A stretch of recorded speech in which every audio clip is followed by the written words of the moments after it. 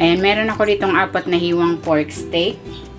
Titimplahan ko muna ito ng asin, kalamansi. Maglalagay ako ng Knorr seasoning, paminta,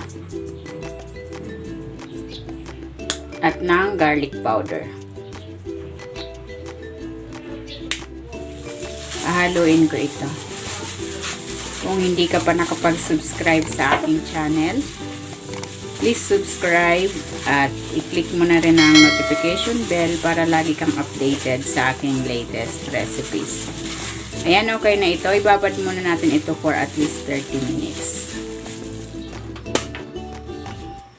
Ilalagay ako ng cooking oil. Ipan-fry ko muna itong pork.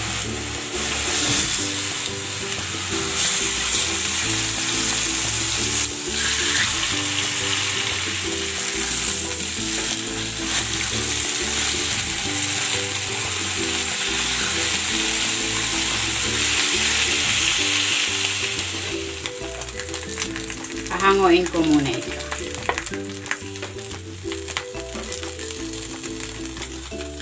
Maglalagay ako ng butter.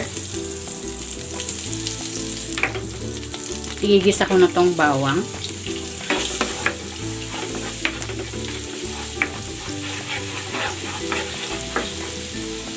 At ang sibuyas.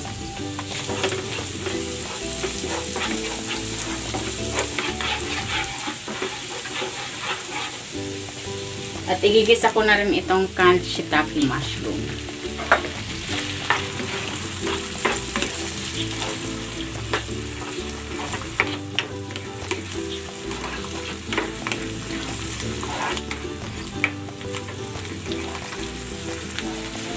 Timplahan ko ito ng asin at ng paminta.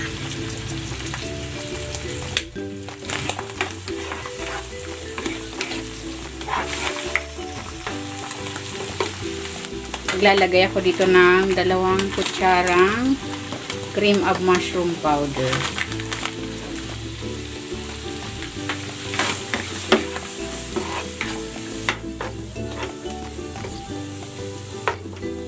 Ilalagay ko na dito itong brine ng mushroom at maglalagay ako ng tubig.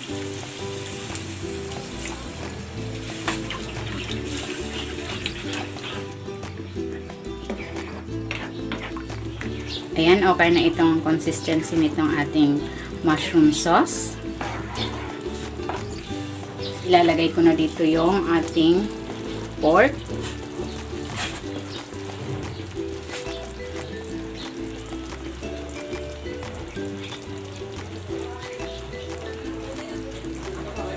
Maglalagay ako ng parsley flakes. Ayan, ready na itong ating pork steak in mushroom sauce. Hahanguin ko na ito.